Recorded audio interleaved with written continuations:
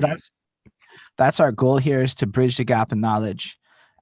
My name is Holden Stefan Roy, because I've also been terrible at remembering to say my own name. So I remember to say it this time. That's amazing. I'm so happy to have you here. And we're getting used to the idea of part two, so it doesn't, I guess, start off the same way. But as a little recap, we were going through Iron Solomon's story. He started off describing his incredible youth, his upbringing, all of the versatility in his music, the Stretch and Bobbito tape era, basically getting involved in music, heading out to college, linking up with great advice from Macklemore on playing the indie circuit, giving back to the community out there, being involved with End of the Week, and making the effort to travel out there. And I believe where we left off with your story is somewhere at the point where you're getting into battling, and there's a bunch of tournaments, and there were some greyhounds, and then we kind of ran out of time. And I'm hoping that we could kind of like pick up from there, and you could kind of start us off at that point. The last thing from your story that I heard in the interview was there was a tournament in a pyramid style, and you were really excited that you won something. And that's about where we're at in the life story of Iron Solomon. So yeah, I hope that was a helpful way to bring you back in a little bit. So yeah, welcome back. Yeah, I mean, after I graduated from school, it's like 2005. Um, got much more involved with EO Dub. You know what I mean? It was like coming home to New York and having like a home base, a hip hop home base. You know what I mean?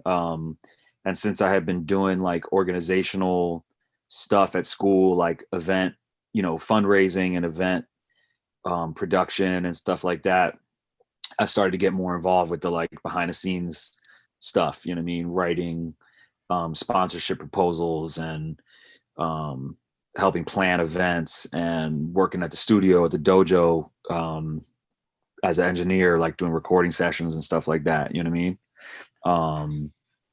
Yeah, and really like linked up with Vanguard and was just like writing and working on music every day pretty much. Yeah, that was like the next phase, the next like big chapter, you know what I mean? So at this point, are you still actively battling? Is this like at that point? I know a bunch of big YouTube stuff starts going viral, and Iron Solomon's name starts appearing everywhere not Yeah. long after 2005. Yeah, I Um, think so. So when I came home from school, the Underground Sessions DVD, which wasn't like a like super poppin' DVD. It was just, some dudes from the LES, my man Bal and Real Six. Real Six is like a skateboarder, graffiti writer. Bal and his brother were like LES, street dudes. I think Real Six is from Hell's Kitchen. Um, and I think I had seen volume one of the Underground Sessions like in Fat Beats, maybe.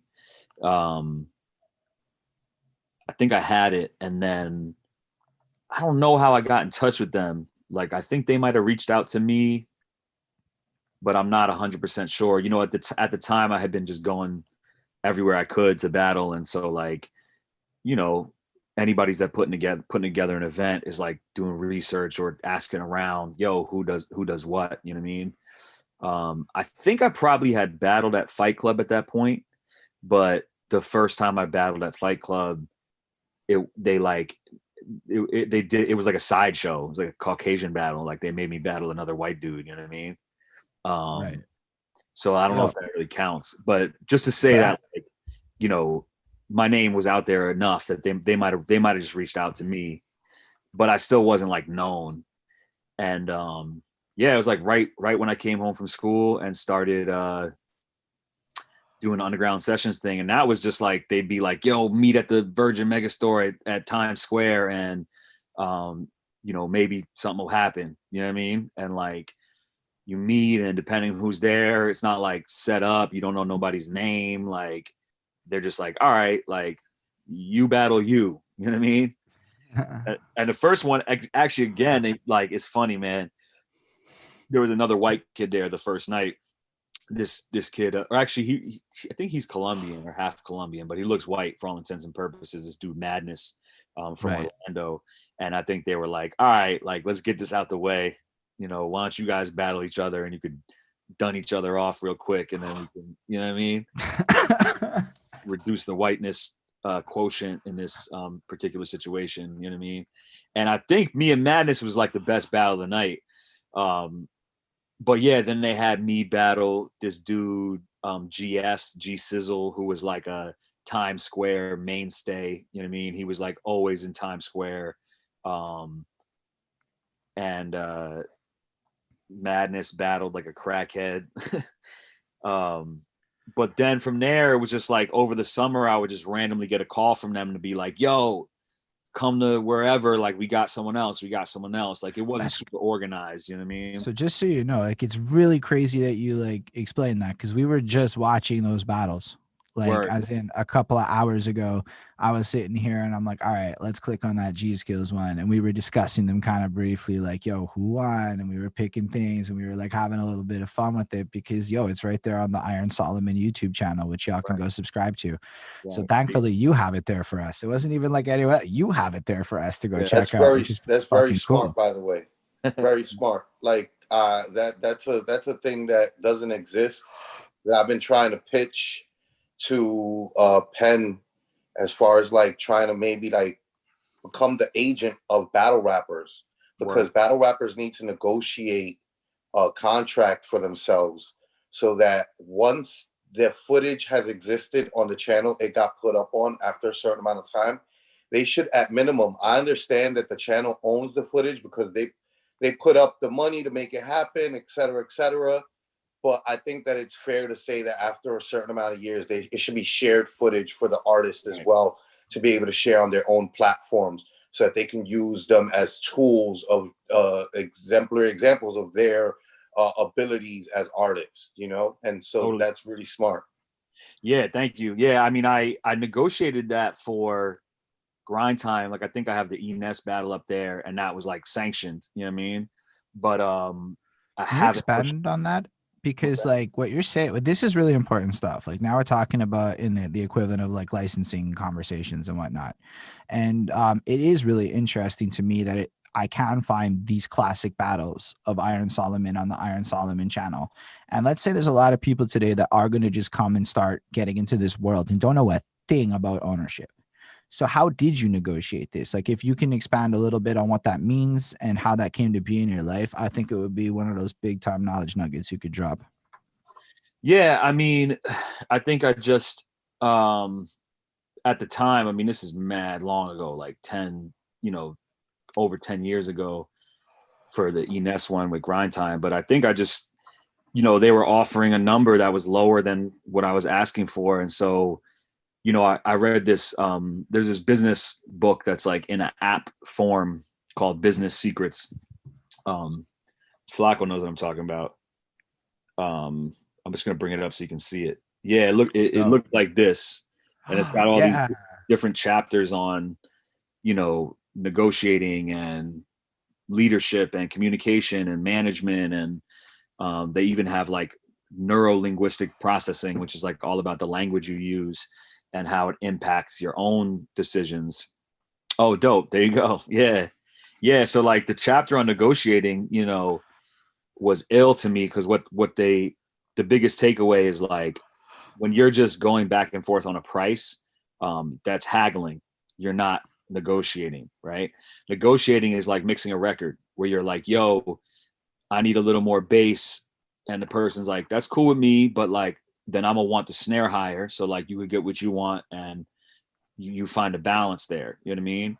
And so like, I think a lot of people don't always look at the other things aside from immediate cash or financial gain that you can get. But I always try to look at like, what's gonna, if they don't want to give me money, like maybe it's easy for them to give me the rights to put this on my YouTube channel after they've gotten their like big drop. Or maybe, I mean, it costs them nothing to put advertisements on their content, so there's it's like, what do they say? Like fast, good and cheap. Like you can only pick two things. Like yes, if you want it fast and good, it's not going to be cheap. If you want it fast and cheap, it's not going to be good quality. You know what I mean? If you want it good and cheap, it's going to take a long time. Like, yeah, we could get you that for this price, but I'm gonna have to fit you in on the manufacturing floor when I have time. And so you're going to have to wait for a while to get these t-shirts. You know what I'm saying? So you got to just figure out what's easy for somebody to give up, and what is beneficial to you. Like it doesn't cost them that much to put an ad that I give them on the battle, but it benefits me like disproportionately to what it costs them. You know what I mean? So if we can find, maybe I feel like what I'm bringing to the table is worth more than the money they're willing to give me, but then they can give me something that doesn't really cost them that much that benefits me more. I think definitely independent artists should always be thinking that way, and definitely battle rappers for sure. It's not just about like the bag, as everybody says. Like the opportunity can lead to other bags in the future. You know what I mean? Yeah, thank you so much, honestly, for sharing all that, Mr. Aaron Solomon. The truth of the matter is, a lot of people need knowledge like this. Like I've learned, I even thought like when I started this process, I knew a thing or two, and I was wrong. You folks sharing this kind of knowledge is actually like gets all of us, even people who know things already, to even just rethink about their own situation and how they can make smarter moves. Like you basically said, find the best value. If I can like Right. bring it into like, but that the best value goes beyond immediate cash. Right. And I like that. Right. That's actually Also, huge. to bring it back right to what we were talking about, I don't want to. I don't want to have given the point to divert us without getting us back to his point, right? Or what he was talking about.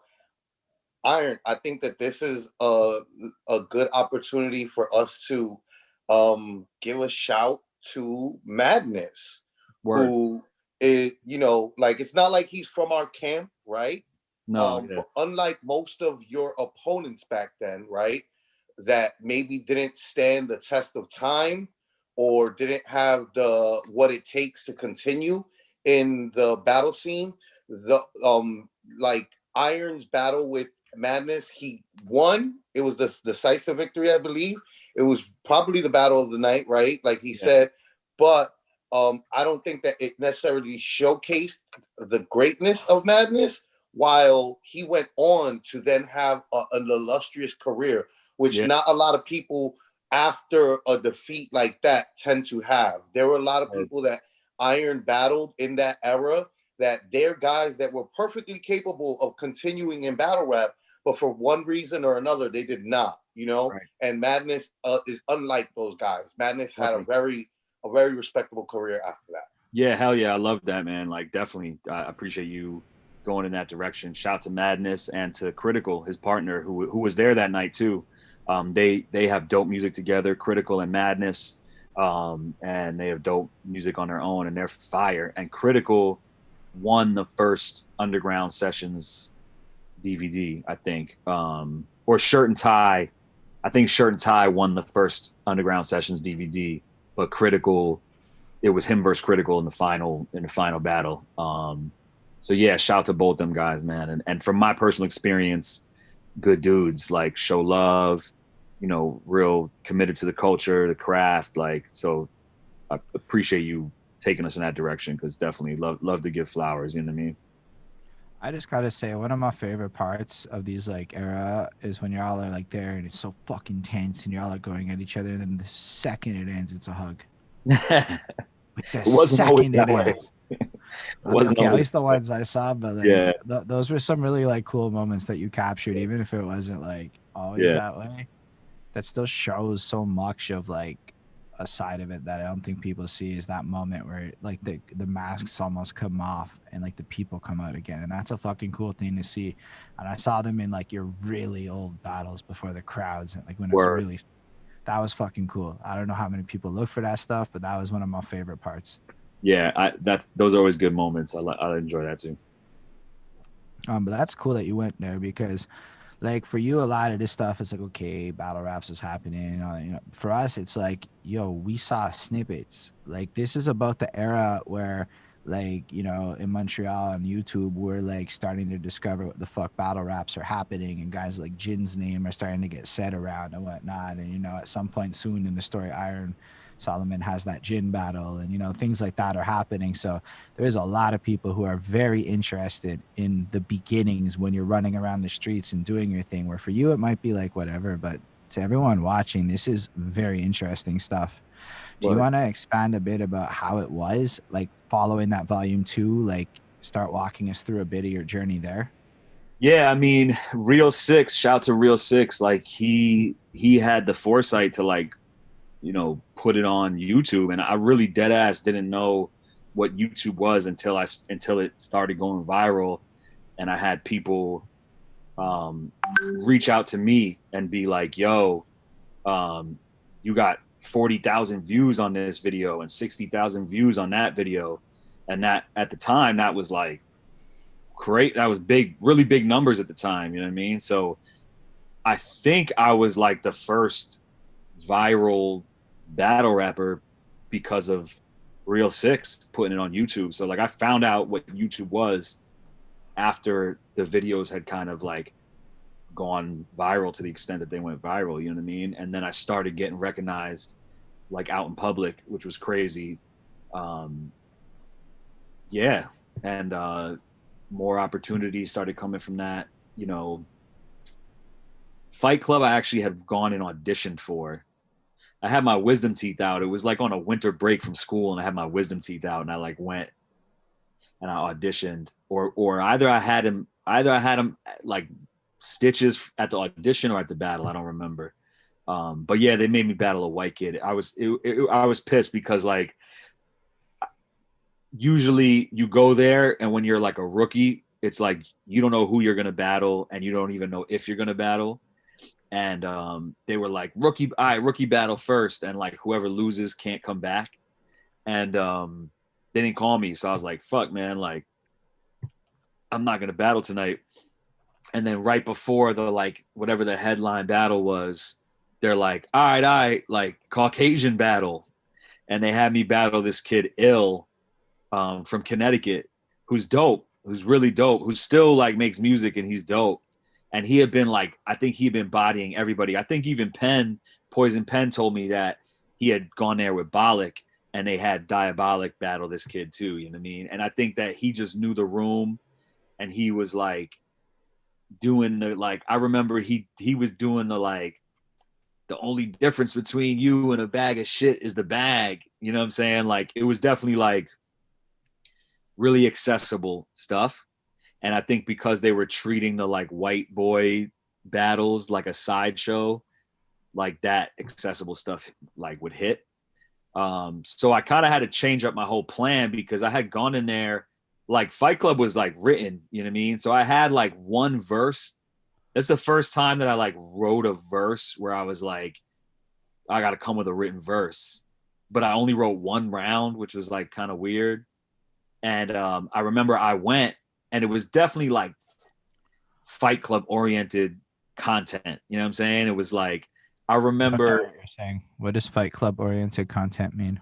yeah, I see Dama and I see Flacco and I'm like, oh, everybody knows what I'm talking about, and Ill Answers in here. But like Fight Club was much more street, you know what I'm saying? Like, so it was like all written, you know, there's at the time there were like two factions, pillars of battle rap. One was like freestyle over beats, multiple rounds, like pyramid style, you know, elimination so you get to the end. And the other was like written street battles where you're like just in the street. And it's more like street content, you know what I mean? More drug dealing, gun shit, you know what I mean? Like I more can elaborate also because yeah. right, I didn't get to have my battles air, right? But I definitely linked a good portion of I linked Sarah Kana, and then she linked a good portion of like underground homies to the Fight Club. But basically, like the thing that I always like to like cite about Fight Club was like I went there and I was still freestyling. I was not in the battle circuit like you, right? So I was in the New York City street battle circuit, which Right. means you just battle in the street with random people. And a thing that was prevalent in street battling back then was everybody battled the same way. which was I got my rhymes. It was what Mickey Fax was telling you, Holden, which was you got your rhymes, and everybody, and one guy goes, the other guy goes, and you keep going until one guy runs out of rhymes. Right. But Fight Club was kind of like the beginning of the commercialization of that process. And so I went to Fight Club and did the same thing I would do on the streets, which is I would freestyle against somebody who would come at me with written rhymes. And they would come at me with written rhymes. They'd be like, you know, I blow that fitted off your head. Bow, bow, bow. And it'd be like, what fitted, buddy? I literally have no hat on my head. You know, like what is this generic rhyme that you're bringing to the table right against me? With like I'm standing in front of you, I have no. And so as you freestyle rebuttal it, the cameraman, I had the cameraman laughing, all this stuff, and then International P comes to me afterwards, and he's like, "Yo, you did really good. Do me a favor, don't ever come in here freestyling again." And I was just like, "Oh, okay." I thought I did fantastic. The cameraman was laughing. I had the whole crowd like in the palm of my hand. But that's not the mood that you bring to Fight Club. Fight Club was you come with your writtens. I don't care if they're addressed directly towards the person or not, even though most of the times they weren't, because they were usually opponents that weren't made aware of each other beforehand. Iron was in a different level. He was higher up. So I'm pretty sure like when he got the battle Jin, he knew he was battling Jin, right? When he got, at that point. But like most of the time, it was like you got given your opponent on the fly, so to speak. So you kind of like would have writtens that you hoped would like kind of hit towards that person, you know, but like you didn't have like stuff directly catered to that person. And freestyling was not the move. And so in that crowd, you had a majority of just street rappers. New York City is filled majority in hip hop with Black and brown people, and that's exactly who was in attendance. And it was more of a MOP, 50 even Cent, like Dipset type. There was of crowd, a lot of exactly. that kind of like, you know, Jack with the Jack and the Jack. You know what I mean? A lot of the like same bar like 5 times with different meaning. You know what I mean? That was the type of shit I was coming with, like, because I was selling trees at school, and I remember I had this line that was like something about, you know, like you got just pennies, like just coppers in your pocket. Like I hustled trees in a small town. I got the coppers in my pocket. You know what I mean? And that was like the style of the environment, you know? So, but then when that kid, when the kid Ill started coming with the like more jokey shit, then I just totally freestyled and like was pulling shit from around the room or whatever it was. And I beat him. And I think he had been like beating all the white boys. And so I was like, yo, like, I'm not coming back for another white boy battle. You know what I mean? And so after that, it was no more white boy battles. Yo, I respect you sharing all that. That was mad interesting. Also, shout out Flacco for his insight, because I feel like he's always a great addition. He has a good gauge of when there's good context that's not being explored, which I don't have, being the guy who has the no context. So shout out Flacco for holding it down the way that you do. Do you mind answering a couple of questions from people that have popped up as we're watching this? Sure, yeah. So your lady friend Bonnie has said, was there much resentment in your life from people you've battled? I don't think so. I mean, I'm sure there is, but like for the most part, you know, like I'm not that type of dude. Like I always show everybody love, you know what I mean? Even when it wasn't like, because battle rap wasn't always like quite a community the way it is now, where like people fuck with each other and there's friendships and like everybody, like there are battles happening so often and they're out of town that everybody's staying at the same hotel and you know what I mean? Like that wasn't always the temperature, you know? And even back then, like I would reach out to people, you know, like I battled Math, and then we went to London. I battled Math on Smack, and then I was supposed to go to London on a tour with Fight Club. I went to London on a tour with Fight Club, and Murder Mook and Math were both supposed to come. And Mook told them he was at the airport, yo, I'm booked to do shows out there, blah, blah, blah. And they were like, okay, like, let me see your work visa. And they didn't let him fly. And then Math had gotten into like an altercation the night before that was like some serious, it was a serious altercation. And I think he lost a friend of his. And so he just didn't show up. And then everywhere we went in London, they kept asking, oh man, I thought, Math was supposed to be here, whatever. And so when I got back, I reached out to Math to be like, yo, like, I'm not a street dude like that.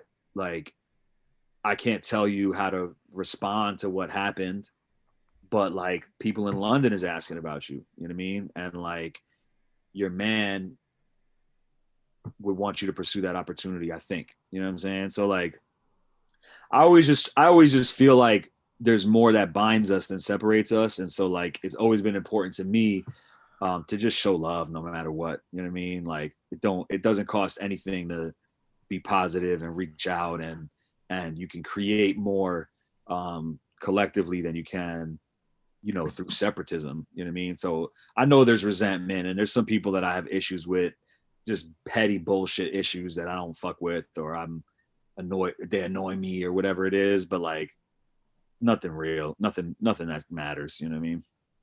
It's cool because I think it's also good to share that because maybe some people are watching it and go, like how there's that phase with wrestling fans when they're young where they think everything's real. Yeah. And then one day you learn that it's not like necessary. I don't want to call it fake because I really respect Wait, the art what? of it.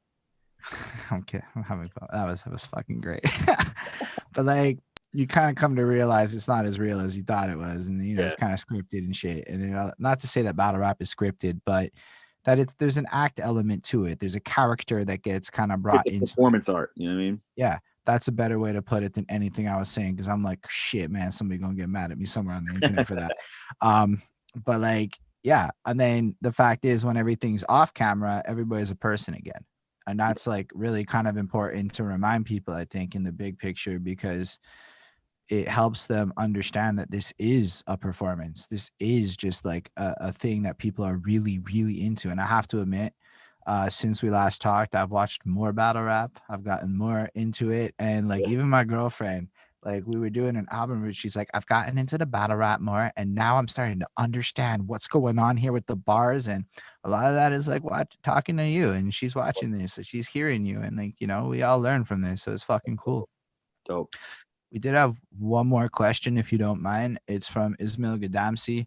Back when we were talking about the grind time style, you were describing how there's the streets and then there's other versions of styles out there. And he wants to know, like, as a fan, what is your preference? Which is your favorite style? I mean, I always loved both. Like to me, I was like a holistic hip hop lover when I was a kid. You know what I mean? Like I used to sneak out the crib at 2 a.m. and do graffiti till the sun came up. Like I used to try to break dance a little bit. Like I could scratch a little on turntables. Like I make beats. So for me, I was just like, I loved it all. Like I used to know people that were just on some underground time and know people that were just on commercial time. But like, I would make mixtapes that would have like Company Flow and Jay-Z like back to back, you know what I mean? And so I was always into both.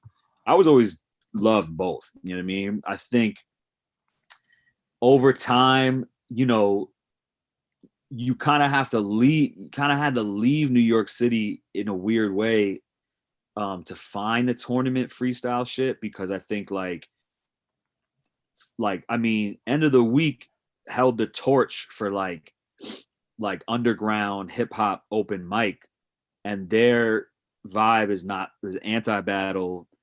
The MC Challenge was not a battle, and like I don't know why the battles faded, but like you used to have to leave New York for that. So I think over time I gravitated more toward the street style because I feel like it ended up ultimately reflecting the environment more and speaking to me more because it just felt closer to the core of where hip hop came from in certain ways, which is funny because I think people outside of New York, sometimes when you're outside of a culture, you like you said with wrestling, it's like there's certain things that you interpret a different way and maybe take more seriously. And I think a lot of people outside of the city, outside of New York, like made up their own rules that they interpreted that were much more orthodox than the rules that we had. You know what I'm saying? And so like it's funny that the written street style was something that they would kind of shit on. I think a piece of it is a little bit of racism too.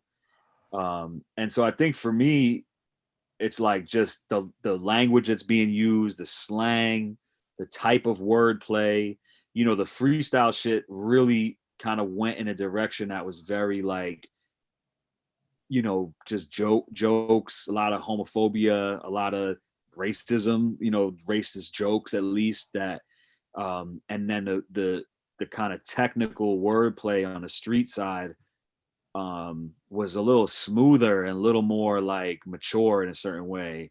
And so for me, that just became like iller, more exciting. And then also it's like it's black and brown people that are the you know the people who are driving the culture 9 times out of 10. So like to navigate that space and to like be able to get accolades there, for me it was more meaningful than like going outside to this other kind of secondary interpretation of hip hop. Not to discredit it at all. It's just like for me, I want to be popping in New York. You know what I mean? Like I want to be able to respect it at least. I don't need to be famous, but like, yo, this dude gets it in and he's serious about the culture and the craft. You know what I mean? So I think if I had to choose, I'd say the street shit, but I really was a fan of both. You know what I mean? I really like how you answered that because it got me thinking, and those are like cool answers. And it's just stuff I've experienced where now I have a lot of people who give me a lot of opinions about music, and there are a lot of people who call a certain kind of hip hop better, but it's because they don't understand the New York culture that led to New York hip hop. So they call it better, and often they'll use the word lyrical as though somehow other stuff isn't lyrical. Anyway, I don't think people, you know, what's great. Just on a side note, the same people who will criticize hip hop lyrical will then call like an 8-word rock ballad like the Right. most profound fucking piece of art, and I'm like, are you kidding? Like, yeah, you do know what you're saying. Anyway, there's lyrical is so such many words in a rap song, like so many words. It's a lot of fucking words. It's a lot of writing. You know what I mean? And just because people don't necessarily understand Right. what the writing is, like here's an example. Like sometimes in Montreal, we forget that not everyone has our education system. Therefore, literacy rates in Montreal might not be the same as certain environments in New York. Mm. So maybe the purpose of music and oral storytelling has a different value in a society where the written word isn't the focus. You say that to people and they don't understand what you're talking about. I'm pretty sure a lot of people do understand what I'm talking about in the call, but like I've learned that oral storytelling is powerful. And so a lot of hip hop is parables and things like that that are using a language and a lexicon that the people who are intended to hear it will understand. Right. I might not be those people as I sit there in my cushy ass office job and shit, you know, like Right. I'm certain I'm not those people. It's still on me to not like judge that shit. And I say that because I used to be the dude that would judge that shit. And then I met so many beautiful people like y'all, and now I'm not that person. That's why Bridge the Gap to me is so important. Because you sharing this allows this conversation to happen. And then maybe somebody out there hears it and they get inspired to see it differently. But I'm like really tired of that lyrical miracle shit being like greater. Just because y'all have a good thesaurus doesn't mean that you're spitting better facts than say like fucking Conway the Machine. Yeah. Anyway, Yeah, I mean, I think yeah, you said that mad well, and you know, props to you for being willing to change. And I think that especially in the States right now, being more divided than ever, like the willingness to be open and see something from somebody else's perspective, I think is mad important. You know what I mean? And yeah, you know, like I've gone through those phases where it was like underground or nothing for me. It took me a while to like really understand what Jay-Z was doing lyrically. And I remember whatever the tipping point was where I was like, damn, this dude is the nicest. And it was crazy to go from like, he's vilified as like the purveyor of commercialism to, yo, this is my favorite, he's the best ever. Like, and yes. It's just all about it, perspective and outer layer and a branding and the way things are packaged, and not necessarily the content. And I think also, there's a reason that there's missionaries. Like, people like to convert everybody to feel the way they feel so they can feel comfortable in their beliefs and all that. But like, so I think a lot of it is like, if you don't understand, you're going to hate on it because it makes you feel lonely. You know what I'm saying? You're like, oh, I like that. I'm isolated from this. So like, I don't feel included. So I'm going to just vilify this. You know what I'm saying? I think a lot of the internal battle rap, like hate that came from the kind of like what you might call backpack or underground side to the street side, was like not feeling included. You know what I mean? It's like kids that are outside the culture. And then there's some of the street shit, like what Flacco was saying, like them being like, yo, you did your thing, but don't come here freestyling. Like there is a faction of the street shit that was also shitting on the freestyle stuff too. You know what I'm saying? So, yeah, I mean, think it's it's all more like inclusive now. You know what I mean? That I was think it's mostly one- International P with just trying Right. to make sure that like I think that he knew what at that point he was running a TV show, so he knew there's no space for you to maybe mess up or something Right. like that. Right. Yeah, because Flacco actually told that story on my interview with him, and it was really about making sure that the art form was elevated to the next level.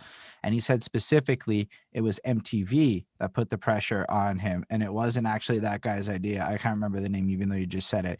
But MTV was like, nah, this is what it is. This is the only way it's gonna go down. So it doesn't matter if you were dope. This is what they want, and this Right. is how we're gonna elevate stuff. So I think it's really it's important to just look at the fact that there's all sorts of different stuff. I don't know. I might be, it says partially correct. That's fair. I'm remembering what I remember. That was a couple months ago. Anybody who wants to like clarify stuff, that's super cool too. I'm like very happy to get a correction, is all I'm saying. If you want to fill in the gap, Mr. Ill Answer. I was gonna mention as far as like the like animosity after battles and like that not being the energy, like that was like, he's right, like that was not the energy. Battle rap used to be, before it was on camera, that was just something that happened in the streets, which with like you competing with somebody else's neighborhood, and essentially you were supposed to be embarrassing someone and like stripping them Right. of their manhood essentially in front of their friends. So it could be very dangerous. So it was never that type of temperature of like, oh man, it's all over now, bro.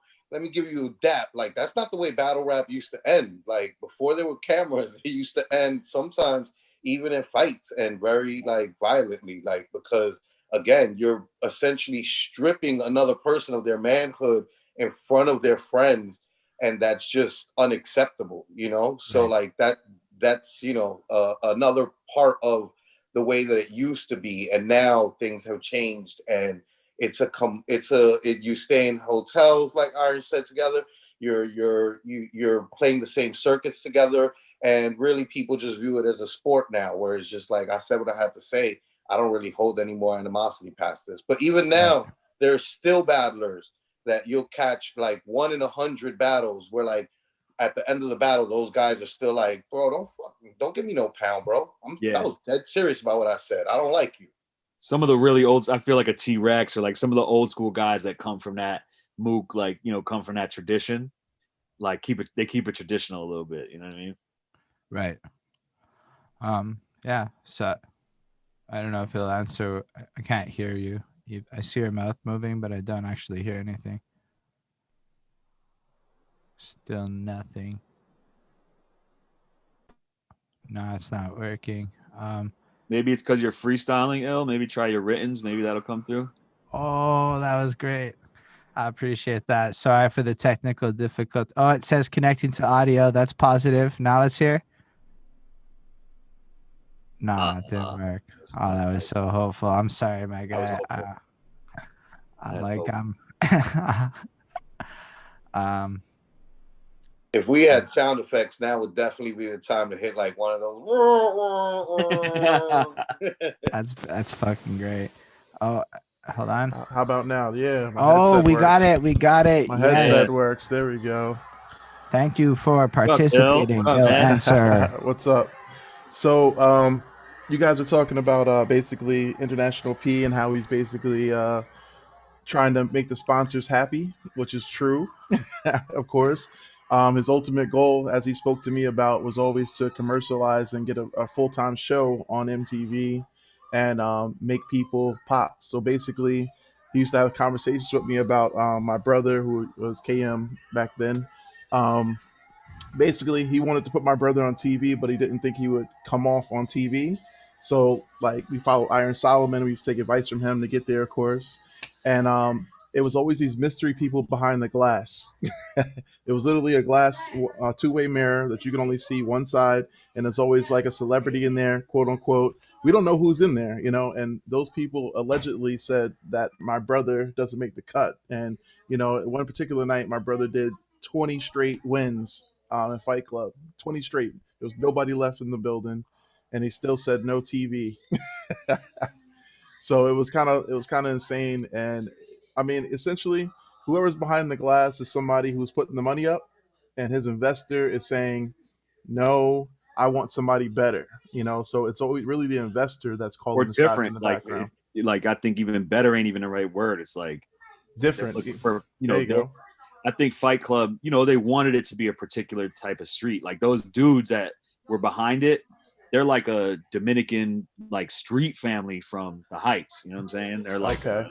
yeah. So like, I think that was Sorry, like, I have to ask, what is the Heights? This is a first for me on this channel. Washington Heights is a neighborhood like above Harlem on the west side that is like largely Dominican and is like if you go up to like Dykeman, a lot of rappers would get their weed from there. Like when you hear Poudet, that came from there. They used to call it P89. I think even was Branson up there in the Heights, or is Branson was Harlem? I'm not sure, but yeah, just like a lot of drugs came through Washington Heights, this neighborhood, and so I think the dudes that ran it,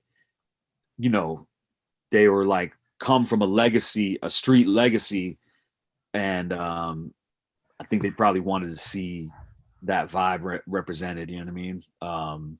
So I do. And shout out that's why they Nunzio fucked with me. for You know what I'm saying? That's why they fucked with me. shout out Nunzio for because I saw his face go, no, I know where Branson's at. And I knew that Nunzio knew where Branson's at from teaching me on his episode about who Branson is, because I didn't even know who that was. Okay, yeah, So Branson it's was definitely Harlem. Harlem. Yeah, that's what I thought. Definitely Harlem. Yeah. But that's still great, man. I like the fact that we keep bringing up this stuff because we're teaching people who would otherwise have no idea that these things exist. So it's fucking cool. Like, I'll be honest, I have more context for what all these different rap groups or the different rap battle leagues are as we discuss them more, as you discuss their intentions, as you discuss this one is this one's focused on the street stuff over here. And it's like it's cool to see all of these different circuits that existed. So you as an artist in this game or I guess athlete. It's like a rap athlete. That's kind of what I kind of feel like. It's cool. You get to kind of figure out which of these lanes is best for you, and it's like I like that. It's not to keep going back to wrestling, but it's kind of like how wrestling has like 17 different leagues. So whatever the fuck you want, there's something out there for you as a fan, and there's something out there for you as a performer, and that's so cool because it's so much deeper than I thought when I was like, yo, there's like KOTD. Back in the day, I don't know anything else. I'm in Canada though, so for all y'all out there, I'm in Canada. It's like I'm supposed to know what a KOTD is more than the other things. Right. Yeah.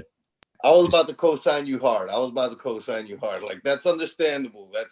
If you're in Canada, and you're not necessarily into the battle rap scene, right?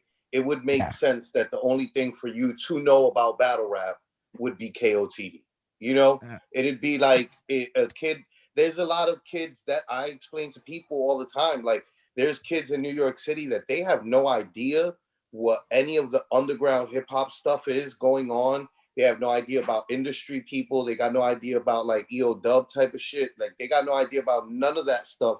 All they know about is URL and like indie street rappers. Like they know 22 G's, they know Chef G, they know these guys drill in Brooklyn. They know what's cracking in the Bronx with the upcoming guys, but they don't know nothing. Like they don't know. They're like Childish Gambino, who?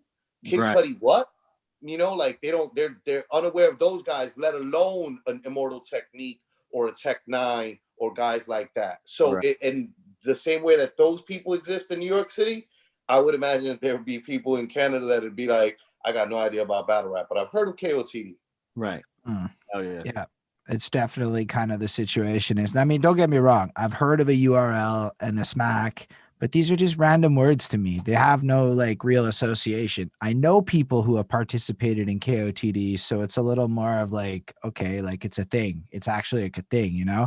For all I know, this other stuff is in the internet. I couldn't tell you where anything's located. I just assumed it was all in New York, and then I found out it wasn't all in New York, and I'm like, oh man, that sounds big. And I don't know, sometimes when you look at a giant universe that's already existing, like there are people who look at the Marvel universe and is like, I'm never watching 30 movies, I'm out. And that's the facts of the situation. Personally, that's me. I'm looking at that like I'm never going to catch up. It's okay. Y'all can enjoy that. I'm over here not getting into it. Battle rap's worth getting into. Don't even get me wrong. It's fucking a great gold mine, especially if you're into poetry, because some of the greatest poetry I've seen in terms of creative bars I have discovered watching y'all come up with insanely, the Matt Hoffa battle. That little bit about math you did for a while, like the course curriculum shit that you flipped off at a math, like that whole verse is like, you put that over a beat, and I know a bunch of kids that would call it like gold on Genius. Word. Like if that's not on Genius, that needs to be put on Genius so motherfuckers can like annotate it and geek on it, because it's some fucking fire shit. You do battle rappers use Genius? I was talking with a dude for a while who used to put battle rap stuff up there, and he would reach out to me and I would like clarify lines and I'd send him the verses and shit like that. So there's definitely some stuff up there.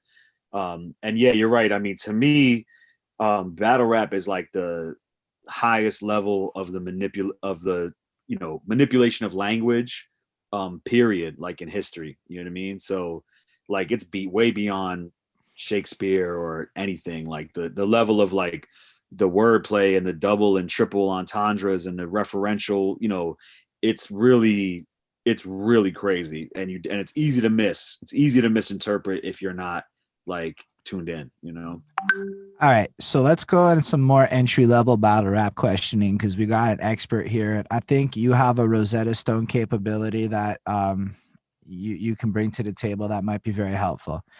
Why are so many people doing gun bars and violence bars and stuff? Let's say, what is the interpretation so that the average person who goes, it's so violent, I don't understand why it's all the same thing. How would you because I could explain it would be awful, but I bet you could explain it with eloquence. I mean, I think that like there's an element of hip hop that, it really does come from the street, and like originally it like wasn't cool to be a rapper, and then rappers started like talking about drug dealers' lives and hustlers and being kind of like narrators of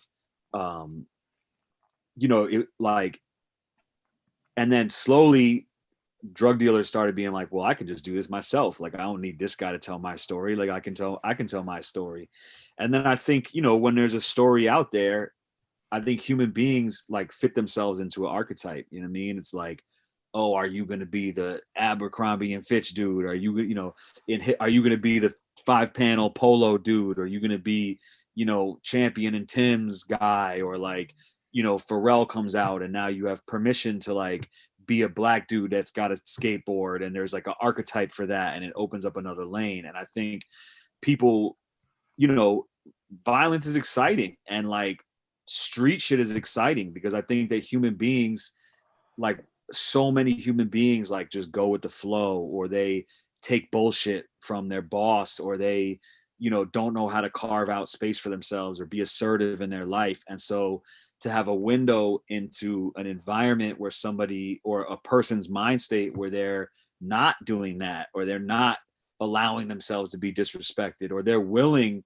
to do something violent and they're okay with going to jail when that's like a terrifying prospect for a lot of people. There's something about that that's like super appealing. And there is something that's like a little racist about it too, where it's like, there's an objectification piece of it. But then I think people copy it because they don't know how to. Like, once you see that this works, it's like this, going back to Fight Club, right? And having somebody behind a glass door that's like, this doesn't work on TV. Any story of a person that you hear of a person dealing with a record label that didn't fit into a certain mold, they were told by a record label, this ain't gonna work, it's different. And so there's a million people getting into being creative, and hip hop and battle rap is a narrative, a personal narrative sport. You're telling stories, it's not like, you know, Aerosmith, Jamie's Got a Gun. That's a story about somebody else. Or Pearl Jam, Jeremy, where you're writing a whole song about somebody else's experience that you didn't even know. It's like, these are I did this, I did that, my man this, my man that. And so I think people don't know how to create a narrative that's compelling in the context of that art form, without following like a pre-existing archetype, you know what I mean? Or people struggle with that. It's like, this is working. And so that's what works. When you battle rap, you got to be violent. And so people only know that lane. And then some of the violent shit is fire. So like, when you if I'm listening to Cameron for a whole week, I'm gonna start writing bars like Cameron, like by accident. You know what I mean? If I'm listening to some super underground, if I'm listening to Nas, my cadence is gonna switch up. Like, if that's all I'm listening to, you know what I'm saying? So if you're watching battle rap and motherfuckers got fire gun bars, you're gonna be like, I want to write some fire gun bars. Like, I'll clap the blicky or whatever the fuck, you know what I'm saying? And like, it's easy. Like, it's easy, it works, and I think it's the same thing like when everybody was doing homophobic and I fucked your girl and race jokes. It's like, you see what's working and it's easy, and so people are drawn to that, you know what I mean? What was super interesting is, again, as you were talking, you got my brain going, which I fucking love. And I made a little observation that, again, is anecdotal and is definitely not meant to imply everybody. But I certainly know a lot of people of a certain way of life who tend to not like, let's say, New York hip hop, or the street shit, will go, I fucks with Nas because he's telling other people's stories. And then those same people will shit on Jay-Z because of his own storytelling and exactly what you were just saying. And then I just like, I feel like you just unlocked this level of understanding across the board, because I never thought about it quite like that before. But I think you're right. I think a lot of people have trouble with people who have actually done the actions and how it becomes morally acceptable, Right. based on their life. Like, look, in Montreal, there was this kid who was doing well. We're talking like million views of video, legit type shit. Like, he's got a condo and he's 19 type shit. He's doing very well. He taunted the cops and he ended up getting a little bid. For him, it's nothing. It's probably I was thinking about, like, that's actually probably great marketing for his fan base. He taunted the cops and went to jail. Like, I mean, if you can't flip that story, I mean, it is what it is. But like, a lot of people were really judgmental about that on my post about it. And they were all of a certain economic status. I'll say middle class lifestyles, the house and kids types. And they just thought it was reprehensible that in any way jail could be promoted. And I'm like, well, yeah, it's based on your understanding of morality. But like, if that kid sacks 3 years and makes $1 million, that sounds like a pretty solid investment. It sounds better. Like, sounds like a better 3-year investment than university to me. Now, I know that's not like a morally appropriate thing to say, and I'm not encouraging anyone to pursue jail time. I'm saying, in this one kid's instance, based on the facts available to me, I came to that one conclusion, that in this one time, maybe that's a good business adventure for this one kid. Nobody like that. I mean, we could go down a whole path of prison industrial complex and how, the normalization of prison in Black and brown and low income communities. And That's interesting. Yeah, I mean, there's this like Malcolm Gladwell, I think, book where he talks about, over a certain percentage of people in a community being incarcerated means that each individual knows or is related to X number of people who are incarcerated, and that over this certain percentage, there's like a tipping point where it becomes more likely to go to prison because it's just like what everybody does. You know what I mean? And so like where I went to high school, it was like, yo, which college are you going to? And it wasn't really a question. So it would have been like weird to be like, nah, I'm not going to college. You know what I mean? So like college was normalized.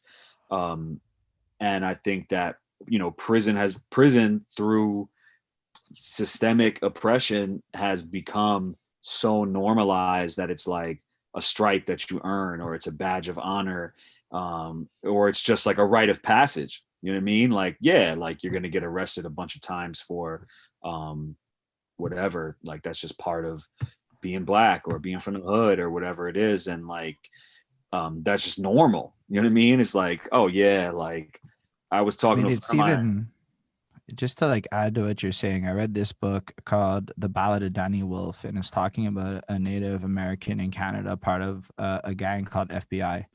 And the only way to elevate in the gang to the leadership was to do a hard bid. You had to do a hard bid on your record. And so basically the entire leadership of the gang is in jail. Hmm.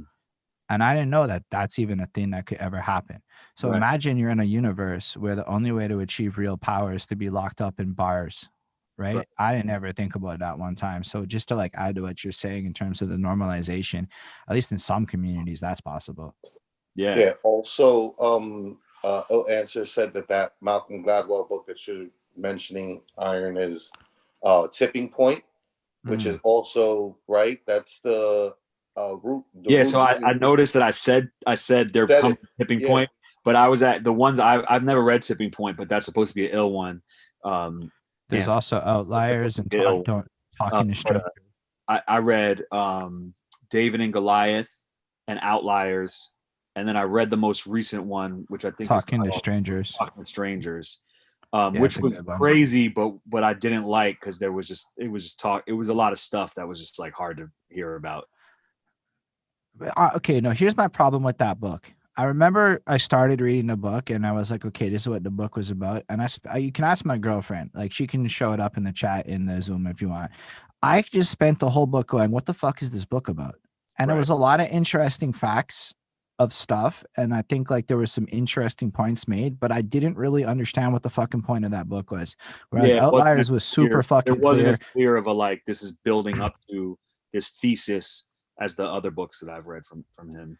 Yeah, it was just like, okay, you said a lot of stuff, and then you toured and sold your book. And I'm like, okay, that's what it is. Now, don't get me wrong, no disrespect to Malcolm Gladwell. Yeah, no, I didn't Love like his that. books. I didn't really like the book. I think my takeaway was that everything exists in a broader context, and that our interactions as people need to be kind of like made a little more relaxed so we can give each other the space to have the leeway of the context, and then also that there's a certain degree of assumed trust that's necessary for communal living, and that if we just distrusted everybody, like you couldn't function. You know what I mean? Because Right. he talks about all the kids that were like abused, sexual abuse by the sports coaches, and it was like we can live our lives using that as an example of the world being a horrible place,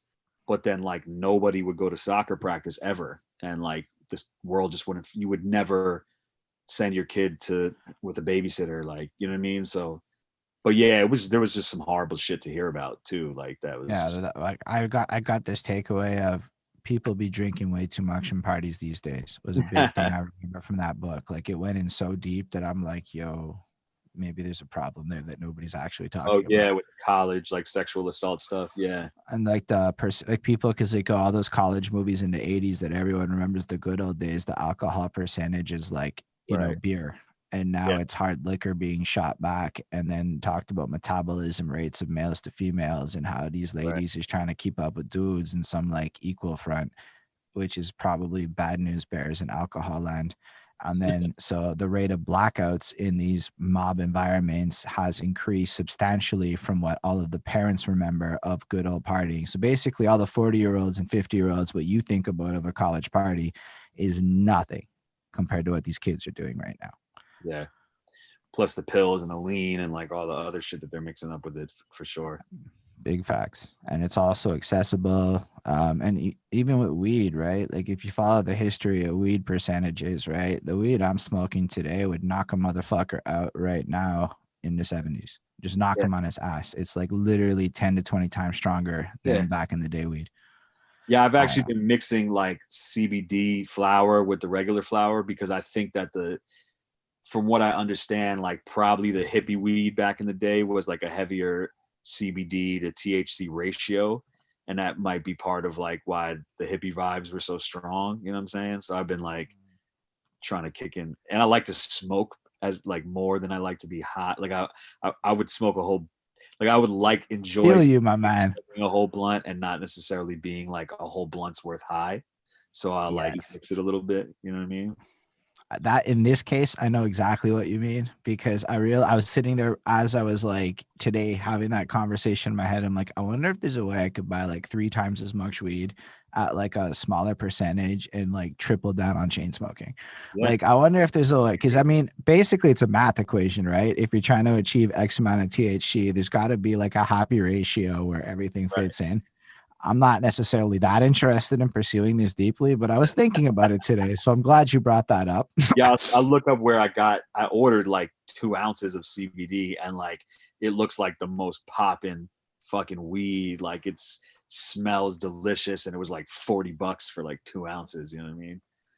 Interesting. I can tell you for sure that I can tell you for sure that there's definitely, it's a whole market, and there's even people abusing that market of where like they'll sell you CBD weed with THC sprayed on it and act like they, you know what I mean? Like it's just weed. Yeah. Like it's just weed, like it's high grade because like you mentioned, it looks really pretty. It looks really pretty and it smells nice, but it doesn't give you that kick that you're looking for that, you know, regular THC weed gives you. So like for them to spray on THC and then sell, like there's a whole market of it being flipped, and you know, because not too many people are in the market for it. It got real popular up here. Like I know a lot of people because it's legal, right? So now it's like kind of cool to jump on that topicals for your back pains and shit. That's real fucking cool. I don't, because in Quebec it's not legal to have topicals, so we can't go by that. I just had to like look at what other people did. But like Philip DeFranco, who I watch on YouTube, and he has like a huge ass reach, was talking about fucking CBD topical fucking back pain, and I'm like, wow, we've hit that point with CBD. Yeah. Where it's like mainstream news shows on YouTube are fucking sponsored by topical CBD companies. I'm like, fuck, that's where you know it's mainstream. Yeah, I go to a pharmacy that's in like an old people's building and they got CBD everything, and it's like people with canes that are like, you know, CBD. But yeah, they have the weed in Quebec for sale. The CBD weed is fucking expensive. I was like, at one point I wanted to just buy it to try it, but I'm like, fuck that. I smoke pot for my THC. I don't know that I want to put up $30, $40 to try something that won't get me high.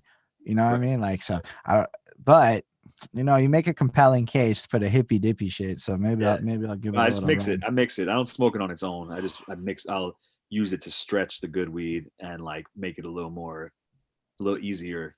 You know, ease the high. I feel that. I enjoyed this tangent. Okay. I'm just going to say it. This was great for me. I think it's important to show people that we're all complex with lots of ideas and shit. But I do want to go back to your story. Well, you know, because it is fucking interesting as you're doing all this shit in the beginning of battle rap. So let's say we're in that like 2005 to 2008 range. We've discussed a little bit about how you started getting more opportunities in your life. I'm wondering if there are any crazy moments or things that you remember that you think would be cool to share with the people out there. Yeah, I mean, one of the illest moments was like I was with Vanguard from EO Dub, and I think there was an EO Dub in Cali. I forget exactly why we went out there, but there was some event out there.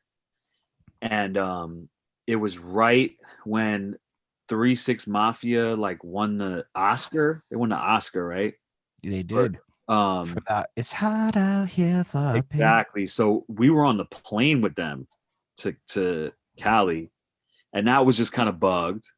And then we land, and we were chilling with Van's boy Smokey, who was like from Jersey but living out there, and he was like working at a Porsche dealership or something. So we were like riding around in like a drop top Porsche, and it was literally like the first night we were there, and we were on, you know, some major boulevard with palm trees and high as shit. And my phone rings, and I'm in the back seat, and I pick up, and his dude is like, "Yo, it's Ted Chung. I'm Snoop's manager. Like, Snoop wants to talk to you." And like, it's a Cali number, but like the type of friends I have, like they would call me and say that. So I was like, I like put Snoop on the phone. You know what I'm saying? And I was like talking like Snoop, because I was like, you're not gonna get me with this bullshit. So I was like, for shizzle, like it was like after all that, like that era where that's like how he was talking and rapping. And so I was like, for shizzle, dog, like what's up, homie? You know what I mean? Like, and he's just talking to me, and I'm talking back to him like that because I think someone's like fucking with me. And after a while, I'm just like, yo, like the ruse has gone on long enough. Like, what? Like, and then I'm like, yo, hold on. We were playing we were playing NEMS. We had the free NEMS CD. And it ended up getting left in that Porsche, which I think is mad funny. So somebody who bought the Porsche had a NEMS CD like in their stereo. Wow. In a sense, that's like straight out of Entourage. Yeah. So like, I'm like, yo, turn the music down. And they turn the music down, and I put it on speaker, and I finished the conversation on speaker, and I hung up the phone, and they're like, yo, who was that? And I was like, I think it was Snoop. Like they said it was Snoop, and they both were like, yo, like, I think that was Snoop. And so, and it was, turned out, like, I was just tripping, like talking to Snoop, like I was Snoop for mad long before I like put it together that I wasn't being fucked with. And later that night, like what he had been asking was like, yo, are you like, I was like, he was in New York, I think, and I was in Cali, which is funny, which was just like weird too.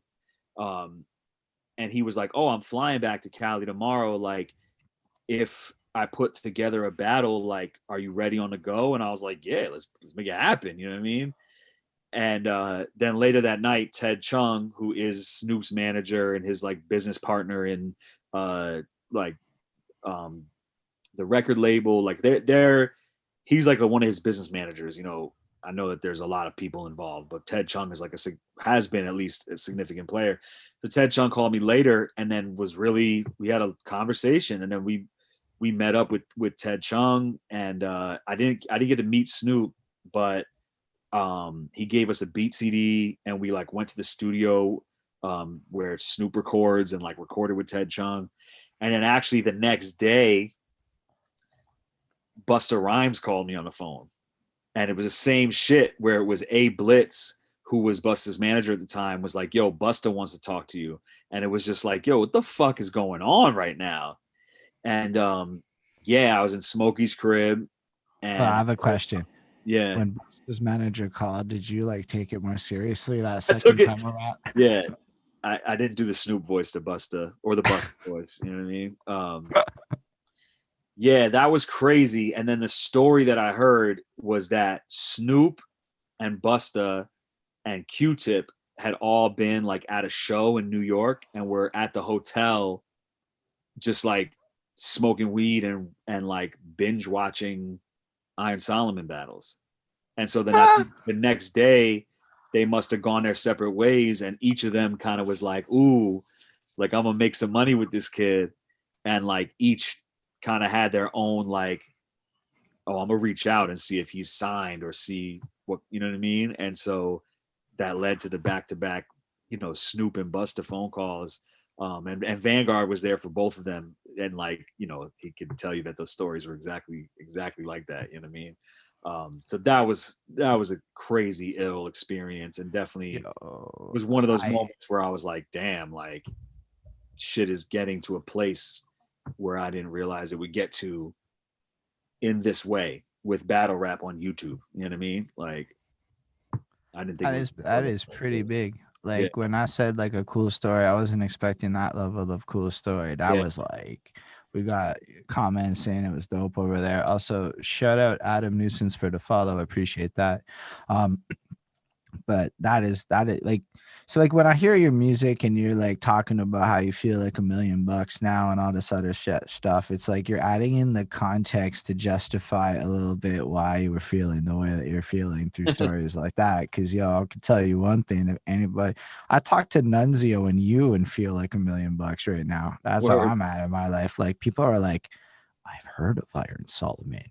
I used to watch his battles and stuff. Yo, you're talking to Iron Solomon? That was like a real conversation in my life, and I'm gonna keep having that over and over again as I throw your name around for cool points. Dope. Yeah, go for it. Run with it. So it's dope, man, and I just think that like I can almost relate to it because of you. So thank you. Oh yeah. What other stuff was going on around then?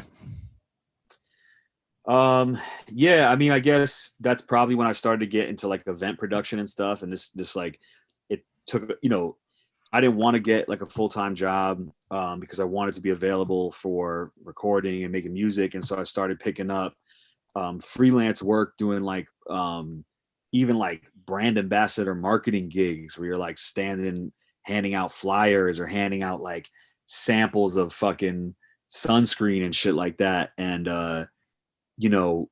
then I started doing more like actual behind the scenes production where you're like loading in events or loading in, marketing activations. And I learned to, I fucking, yo, can you drive a 16 passenger van? And it's like, sure, like I'll do that. You know what I mean? Learn how to drive a van and be doing this production work. And then we did some work in Tower 7, which was weird because it was like not too many years after 9/11 and they had Question.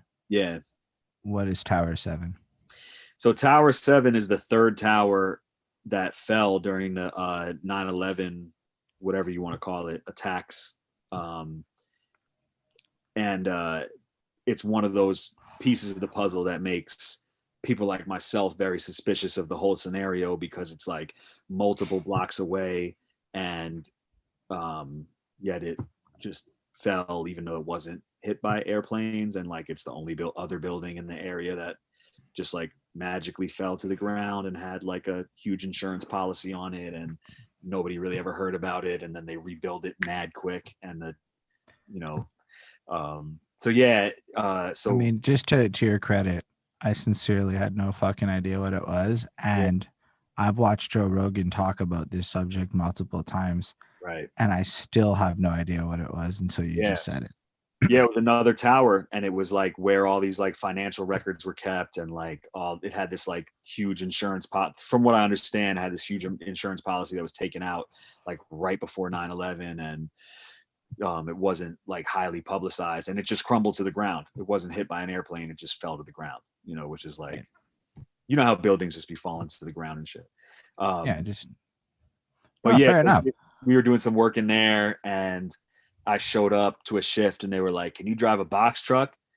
And I was like, sure. You know what I mean? Got in a box truck. The lead had printed out directions from like MapQuest. There's no GPS on your phone. And he didn't look up. He wasn't from New York. And he was, I mean, now I'm realizing he was probably mad young, even though he was like older than me at the time. And he printed out regular directions, not commercial directions. And so it sent me on a, completely wrong, illegal route that went through Bear Mountain. And so I was on like a one-way, or like a one-lane, two-way road on the side of a mountain in like a snow blizzard illegally in a box truck the first time I drove a box truck. So, just getting into production, and then eventually started event production, a labor staffing, crew staffing company, because I saw that a lot of the clients that were hiring me and Vanguard and another friend of ours to do production work were hiring us because we weren't afraid to get busy.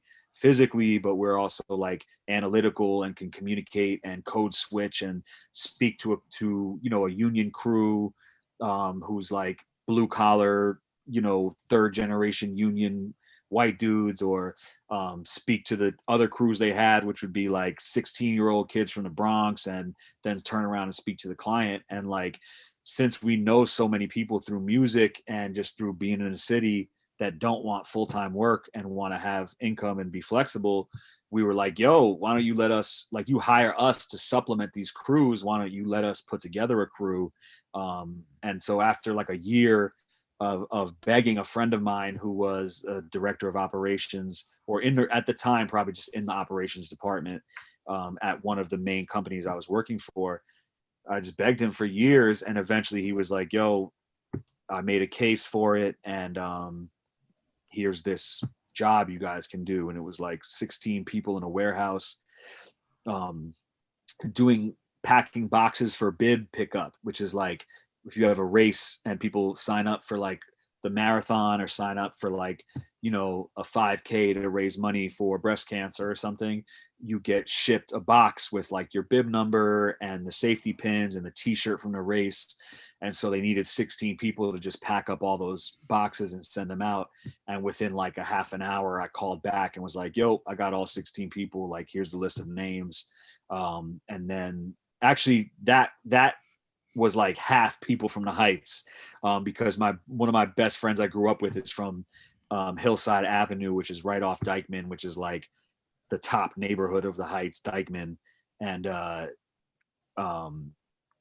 he brought like all of his peoples that we grew up with. So yeah, from there, I was focusing both on business, running a business, and creating music. And I think I formed an LLC like production company around my music with some partners and an investor, and also had the LLC for the event production stuff, and was kind of like juggling both of those things. Yeah, that was like, Oh, that's like amazing. So let's just stop for a second, because like, yo, you said a lot of cool stuff, but here's the thing. I'm seeing Nunzio's face, so I noticed a parallel between you and Nunzio. And keep in mind, this is Nunzio in the story of how he got to be working at Bad Boy and the engineering and stuff. And you both said yes to like everything. And you both were able to code switch and adapt to the people you worked with without fear. You were willing to go above and beyond in the circumstances, and you both sought out cool opportunities with an open mind. And a lot of good stuff happened. Like, I mean, you just kind of casually dropped that you ended up with a couple of companies, and a lot of, because LLC is like company, right? I think. Yeah. I mean, I'm not that big on that part of life right now. Yeah, limited liability company, or yeah. So like, I mean, how many people have come on here? I mean, you don't know the answer to this, but not many people have come on here and dropped out. Yeah, I've got two separate ones. I've separated my life. I've got this shit that's going to pay my bills. And then I got this shit for the music. It's separated intelligently. Now, I understand what you're doing, because I structured my life in a way where I tried to keep shit separate too. So some stuff's riskier than others, et cetera, et cetera. And, I kind of understand what you're doing here. But I just have to say, like, you're young, I think, when you're doing this, right? Like, this doesn't sound like you're that old when you're pulling this off. I mean, in my 20s, in my mid 20s, I would say. Yeah. I would argue that pulling off two limited liability companies in your mid 20s is in the equivalent of boss ass shit that deserves more flowers than maybe some of your battle rap legendary stuff. No offense to like that side of your life, but oh, thank you, man. I hear you going this, and I'm like, shit, I only got my shit together in my early 30s. I'm still trying to get my shit together.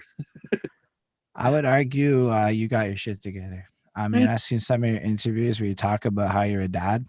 And I heard you talk about growing your hair out to be in solidarity with your kid, and you were dropping these big time parenting tactics. And that to me was like, that's a guy who's got his shit together. I got to take notes for this shit. My kid's Thank you, gonna man. I appreciate that. I'm like, I think I can give advice better than I can take it. So it's just kind of, I just, you notice things. And I mean, to me, I'm looking at a guy who I'm like, yo, I'd want to be like Iron Solomon one day. Maybe not the battle rapper side, but like, your life looks dope when I look at it.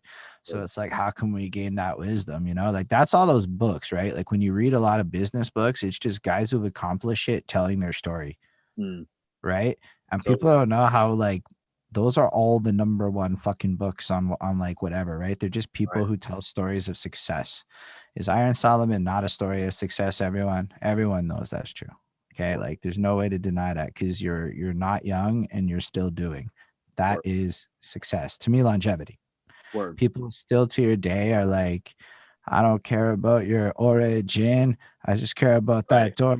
You know, like people can do that. I can fuck. I'm quoting Iron Solomon's classic battle from like I don't know when that is. You know, that's dope. Word. Can we Yeah. talk about that battle? Yeah. I Because mean, it's I think, I think like, we spoke about a lot of this stuff in part one, which everybody should check out if you haven't. But I'm super fortunate to have grown up like with parents who had careers that weren't like on the beaten path, and so I was exposed to what's possible, you know what I mean, and I was encouraged to see what's possible. And I think so many people, so much of our culture is oriented around scaring people into mediocrity and warning people of the dangers of the world and like making you feel afraid to be unemployed or afraid to be broke. And I think that like for me, I would struggle to have a 9 to 5 job. I'm kind of scared of that. Like, there are jobs I think I should probably apply for that might be cool, but like, for me, it was just like, oh, the first time I smoked weed, it was like, well, I should get a lot of this and like sell it to other people who smoke weed. You know what I mean? And then some kid threw a party for a school event, and I was like, yo, we should throw a fucking party. Like, I'm gonna just call up these nightclubs and see what's up. You know what I mean? And like, I think I've been super blessed with the privilege of being exposed to that and being exposed to parents who saw what could be and pursued that. You know what I mean? And I think like so many people move through life to avoid consequences instead of to pursue results. You know what I mean? And so like my thing is always just like, yo, like shit is possible. Things are possible, and fucking morons and assholes like succeed every day doing shit. Like, let's try it. Let's figure it out. You know what I'm saying? I'm not even gonna lie. I do know what you're saying this time because, like I said, you sound like all those Not me. fucking books, my guy. Right. All of the books basically say what you just said. Yo, your idea. I mean, the other part of it is the hard work ethic. Yeah. I mean, like just describing how much time it would take to get to an EOW event or all of these. Like, this is the ethic. You put the time in, you put the work in. It wasn't just random. But the other side of it is the perspective. And I think you created a lot of opportunities in your life because of that perspective. You went places. Also, you traveled. Like Yeah. you learned about the small town circuit, not in New York, not in your home. You know, you left. These are just things people can pinpoint in your life that show where you gained experience and knowledge nuggets that allowed you to take it. But if you go back to that always say yes mentality, that's one of my biggest pitfalls as a human is I'm kind of like no, think about it, yes guy.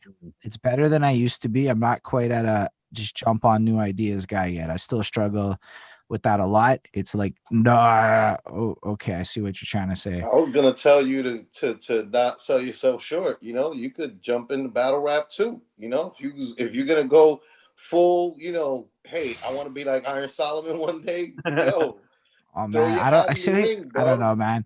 This the first time somebody would scream in my face. I think I would maybe cry or something. And then you have that on wax one time. Yo, people still talk about that time. Fucking what's his name? Cannabis read the fucking poem, right? Like Oh yeah. people who don't even fuck with battle rap here, but I don't want that. I can handle that as a songwriter and sell it like, yo, that brings girls. I don't think I can do that in battle rap. Like that's just I like, don't think I fully realized how intense the culture was until like I watched footage of me like with my Jewish mom, like battling Flames, who's like had no t-shirt on and has like huge scar on his face, and like I'm telling, I'm saying that he was like sucking dick in jail, and like he definitely was in jail, and that's like a super foul. You know what I'm saying? I was like, as my mom was watching, because I was like, yo, you should see it, it's dope. And then I'm watching it, I'm like, oh my God, like her poor heart, like she must be so concerned about me. You know what I mean? Like I'm out in these streets. fucking telling people about their jail time. Like, this is crazy, you know? So yeah, I feel you. I see in the chat that So said the Detroit trip. Yeah, we went out to Detroit. That was ill. That was similar time because it was when Nems was locked up, and Bizarre from D12. It used to be Bizarre and Proof, but I didn't get involved until after Proof had passed. Rest in peace. But Right. yeah, So's knows probably the more of the full list of people, I think. But it was me, him, Dayton, Latin, who was Dayton's manager at the time, Jahan, and AZ Blaze. I don't know if I'm missing anybody. So you could chime in, but Eternal too. Eternal, yeah. Yup. And who battled? It was me, E battled, and we were like, I was rooming with Ham too, with Hami Ham. Yeah, we all went down to Detroit, and Bizarre was like hosting this a rap battle down there, which was really dope. And like Swan was there, and Marv One, and Quest McCody, and they showed mad love, man. Detroit was always like super supportive. And had you gone down there before that trip? Yes, I did. And we actually was on when we shot a video to Nems and Bizarre's song, and Proof Word. was there. We actually kicked it with him like a couple of weeks before he passed. Damn. So that was really dope. Yeah, we have some footage of it, so I should try to get that. I Yeah, just that's gotta ill, say, man. like, that's fucking cool to me as a huge D12 fan. Like, I Word. don't mean like Eminem fan. I mean like I like all 6 of them for different Word. reasons. Yeah, Bizarre's the man, bro. Like, he's honestly one of the most like humble and hospitable people in the like industry that I've ever met, because they were super fucking popping at the time, right? I mean, this is like, 2000 what, like 8, 9, 4, like back then. 2005, yeah, 2004, Oh, yeah, okay. 2005. That Maybe is 2006 definitely when you huge. went. Right. So like Eminem is on the top of the fucking world. Like, yeah, it's like he and they just throwing these underground fucking rap battle events, you know what I mean? And showing It's mad fucking love, cool. like putting heads up in hotels and yo, you need anything, you hungry, you need weed. Like they just always were so yeah, so hospitable, man. And the Detroit OGs was out there too, like the URL guys, like fucking what do you call it? What's his name? Forgot his name. Fucking all of the Detroit dudes that battled Lux, the dude that battled Lux. Miles. Midwest Miles. Yeah, and, Midwest Miles and X Factor. X Factor, yeah. Yeah. They showed us mad love too. They were mad. They loved us out there. Yeah, They I was, appreciate this. Yeah. I don't mean to cut you off. Is it all right if I just take a quick washroom break if everyone's okay with that? oh, Yeah. Eternal just said it was 2005. He just texted me. He's listening in too. Who said that? Etern said it was 2005, right yeah. after the MC challenge that he. Okay. Right, we left right after that. I think we Right, had the MC that night. challenge. Yeah, that night we left. Yo, literally. that's crazy. I didn't remember that. Yo, that's ill. But we drove like overnight. We dipped right away after the MC challenge. Yep. That's Yep. crazy. I was trying to piece that story together because somebody posted a picture of all of us on Instagram. I did. You did, Well, yeah. Etern has a whole collection of shit of us. You got to see the relics he has of us. Damn, yo, I gotta see that stuff, yo. Because I know he just put up Mr. Nice Guy on the streaming. Bad guy, just a bad guy. Bad guy, yeah. But I have the CD I have the original CD. Like I got to dig it up because it's in one of those huge books. But like I saved all that shit. You know what I mean? Yeah. Damn, you're right. We left that night. That's crazy because it's a long drive to Detroit. Yeah, you got to go through Ohio, all types of shit, man. That was Yeah. crazy.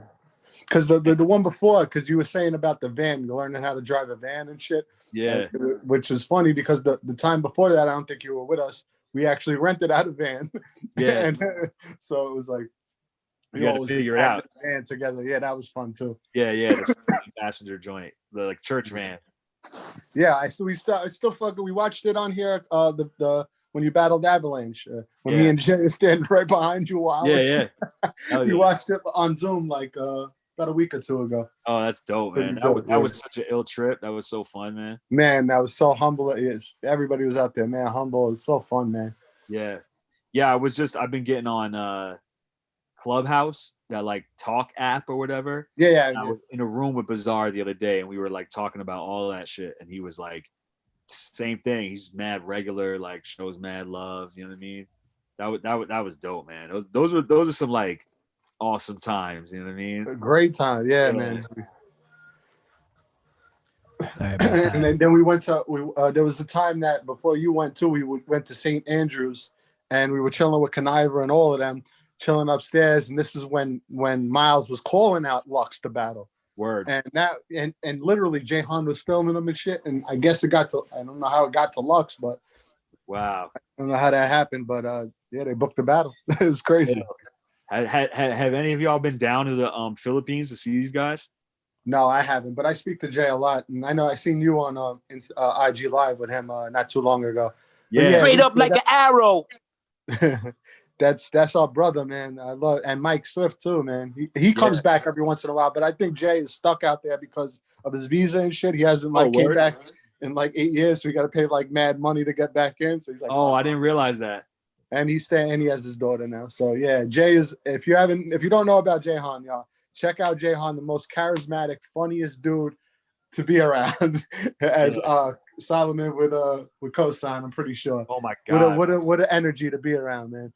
I really got to go to the Philippines and fuck with them, because like one of my best friends from college that I used to live with is Filipino. He's half Filipino, and when he was going to the Philippines a bunch of years ago, and I was like, yo, this is mad random, but like some of my peoples live down there, and like you got to link with them.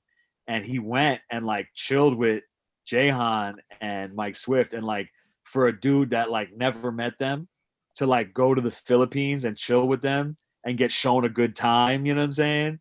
His mind was blown by like how much of a character he is. And like, they took him to like a nightclub that had like midget boxing, and like one of the midgets is like Jahan's like girlfriend at the time, and like, you know what I'm saying? Like he made a song called My Little Angel. That was My Little Angel. Yo, my boy came back with all this video footage of him like wasted, being like, yes, my little angel, my little angel.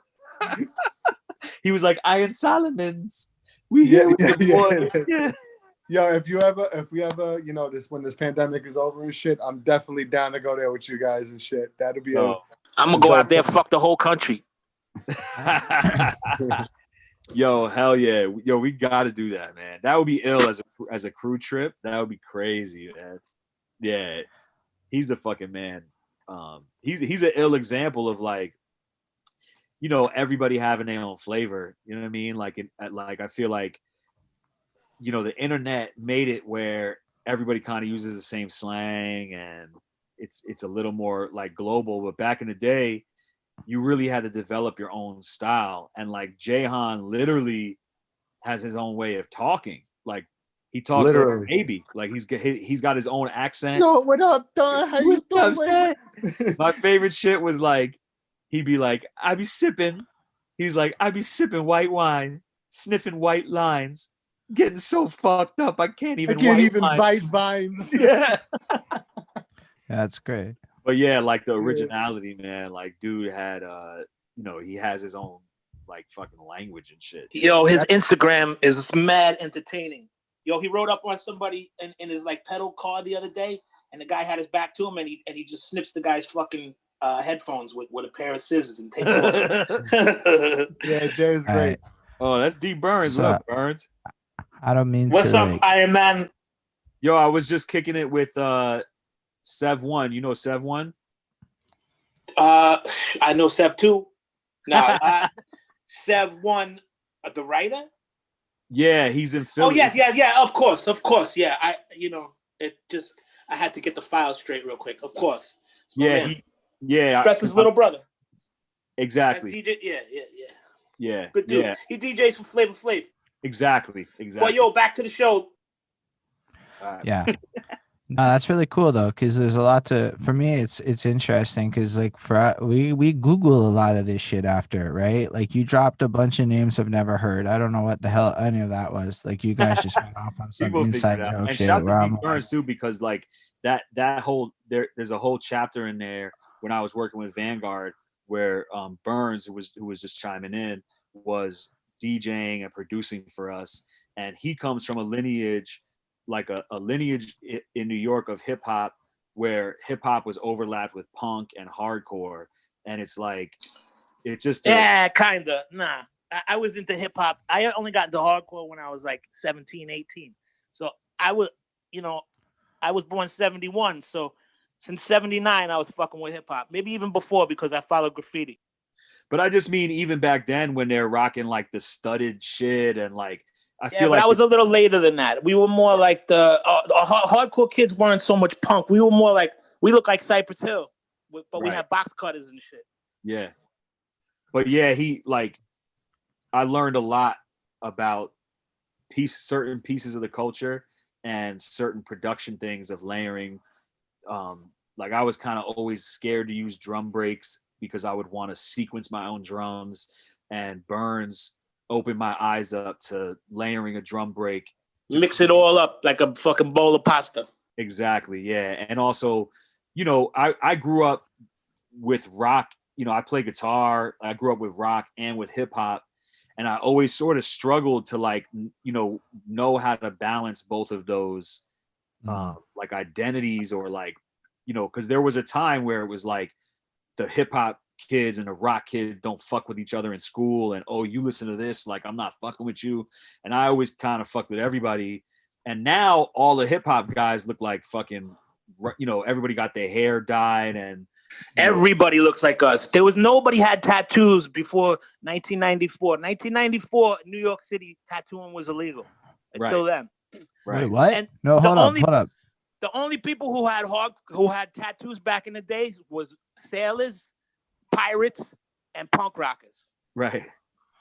Motorcycle. The way that they have now, like on your face and your neck and shit like that, like prison tattoos. When you see kids in the street, back in the early 90s, we were the only ones with tattoos. I stopped getting tattoos at one point because I didn't want to look like my friends because they all got their fucking faces covered. I didn't want to end up. I was like, I gotta look different here. I'm gonna stop.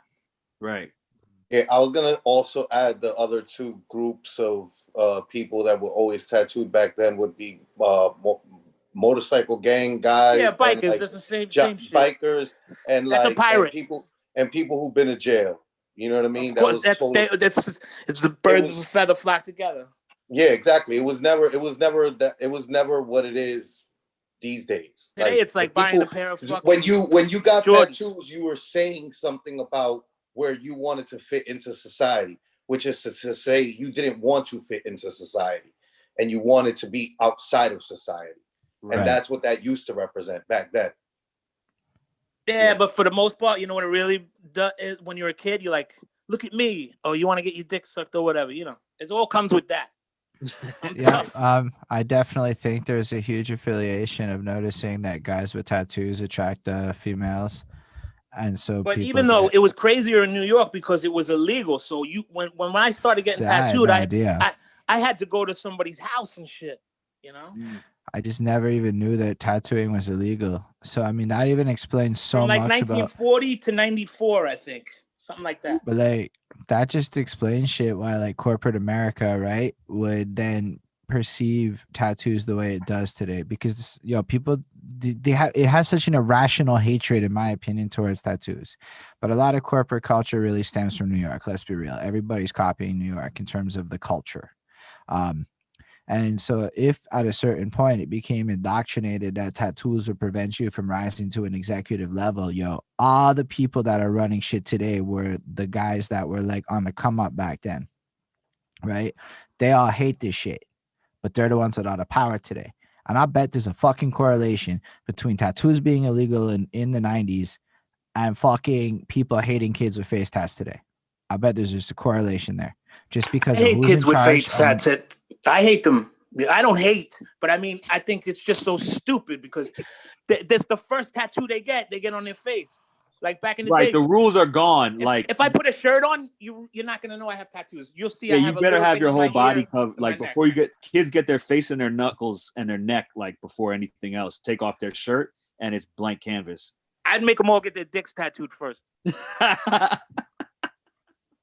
Fair enough. I mean, I don't know. I don't have any tattoos, so I don't really feel like I'm entitled to have that big of an opinion on this. I'll give you mine. Big tatted. But when it comes, the needle scares the shit out of me. I don't care. Anyway, I know some of That y'all gap, are man. like, Bridge that gap. Sorry. Bridge that gap. You know. Yeah, I don't know if I'm gonna Big get a gap. tattoos, Yeah. but I guess that can work. Fuck, man, that was like the most derailed I think I've ever gotten here. But that was great. I'm entertained. That was interesting. I'm really fascinated by the illegal nature of tattoos in general. Yeah, Damien, what's your shit? Like, what? Yeah. Where can people check your shit out? Because to finish what I was saying. Oh, these maniacs here all know, and they're very familiar with my antics. Not my maniacs on my side who are watching also, who have never heard. Oh of yeah, you. You Damian just have Burns. a super distinct voice. I'm sorry. Yeah, I forgot. Canada. Damian Burns. Damian spelt with A's and Burns with a Z. Instagram. Cool, That's it. I got a lot of music up there. Check it out. You'll enjoy it. Maybe you might dance and shit too. Yep. I definitely look forward to it. Thank you, Flacco, for sharing that to the Twitch chat. So it's going to pop up on screen. And that means even in the futures, it's going to pop up on screen for everybody in the world to hear that voice and see those letters. So shout out Flacco Bayo for making that happen for all of us. Because, I'm definitely going to do that. If nothing else, you have one of the most interesting voices I've encountered. I can listen to you talk for, I guess that's what it is. Yeah, you should interview Damien if it makes sense, man. He got stories like crazy, bro. I would love to. I mean, we're gonna get. Yeah, there. I'm down. I spoke to you once before. We'll do it. I remember because that voice is so distinct. I think it was the first Nunzio interview. I'll meet you over there on 33rd and 3rd. over there. I don't know anything what does that mean? You just said stuff and Golden Jenny's in Norway. Solomon, tell him. So it's just like New York shit, man. It's like this. That was an address, 33rd and 3rd. Yeah, exactly. It's across streets. And we used to all the time joke about it's right over there. And you'd be like, over there? Yeah, over there. It's like you know what I'm saying? I mean, it's like the stuff that people it's just right over there. It's over there. You know what I mean? And you just know where it is. So this is some sound bit. That's quintessential New York shit right there that's happening. Yeah. That's all that is. The same way that mean. Right. Sometimes you don't mean what I'm trying to get you to mean. Right. That's the same exact thing. Right. So I'm putting it on though. I'm putting it on though. When I do the 33rd and 3rd, I don't really talk like that. Well, man, I probably do. It's pretty close. It's pretty close. It's like you can hear the slight exaggeration, but it's a slight exaggeration. Yeah, I know. Awesome. I love your presence. It's a great presence. You're a great addition. Honestly, I love anybody that's gonna come through and drop knowledge nuggets up in here. Anything that can lead to educational / entertaining moments. I mean, what else are we doing? We're having a conversation. We all fucking collaborating and growing our minds together in a space. Everybody that's talked on this call to me felt like they added value. That's my perspective on the situation. Yeah, hell yeah. And for me, I don't get to see these guys a lot, or some of them I haven't seen in a while, and so it's dope, man. And I want to, we only have a few minutes left. I just want to give everybody their flowers, you know what I mean? Because, like I said, Damien played a huge role in shaping how I see production, how I see hip hop. And I'm sorry. Being able to reminisce with shows who I saw on a mad regular basis all the time with Nunzio, hanging out at the dojo. These are classic times, Eternal, Dama, these are people who, for me, definitely shaped who I am as an artist and as a person. And I value those experiences so much. And I just appreciate y'all. And I appreciate seeing everybody's face and hearing everybody's voice in the chat and the perspective that everybody is lending, you know what I mean? And shout to Flacco for making it happen. And he already knows the layers and the eras of our friendship and relationship, and through music stuff and the I love what he's doing right now. I had my bandana, but it fell off. But I love what him and Jess are doing.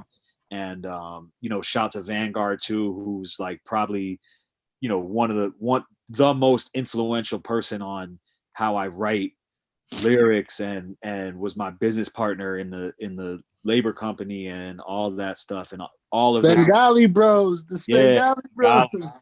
and all of this is through EO Dub, you know what I'm saying? So just like shout to the larger EO Dub family. Rest in peace Device.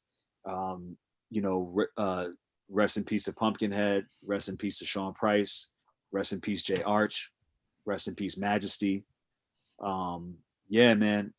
Just love everybody. Appreciate seeing everybody. Like for real. Let every if there's a knowledge nugget to take from that, it's like just be open to as many, be open to people and learning from them, and don't assume somebody is one way or that somebody has one specific thing to offer you in your life, because I think each of these people have offered me different things and at different times, and it wasn't always what I was expecting to gain from them. Right. And I continue to gain from them even when I haven't seen them. You know what I mean? Like I've thought about souls and thought about those experiences, and it's given me something. Like I haven't seen Damien in a while or worked on music with him in years, and I'll think about things that I learned from him. You know what I'm saying? So I think like just no doubt. But the thing that was crazy is like I worked with you, and then I guess I didn't come to your house for like 6 months, and I came there, and you were just you had a whole sound symphony going. Like you were making funk records and shit. You were like making records that you would sample. That was ill shit, bro. You were way more advanced. I was like, damn, this guy's fucking out of his mind. Good looking, man. I appreciate that. I mean, for real, like a lot of the stuff I picked up from the production from you is still, it's still in my tool chest. But from what I saw, you took it way to the fifth dimension, I appreciate that, man. Coming from you. Thank you. I just gotta say thank you, sir. Thank you. Yeah, but thank you, Iron Solomon, though, because at the end of the day, you're the reason everybody congregated here today. I mean, I do this week over week. And so, not to say anything else, different crowds of people come for different people. And every time there's a crowd of people that seems to show up on the Zoom here. And so it's really you that created the moment to let all these people come and have this little reunion. Because, yeah, sure, it went in that direction, but it was like watching you reminisce with people. And I'm like, yo, that's actually kind of cool. How many of us get to see like a behind the scenes of what it looks like for Iron Solomon to let his facade down for a second and chill with his homies? Yeah, so the whole world just got to witness that for a second. And that's fucking fire, honestly. People, we have one question for you. Yo, that was whack what Murder Mook did, man. Yo, Iron Solomon had bars.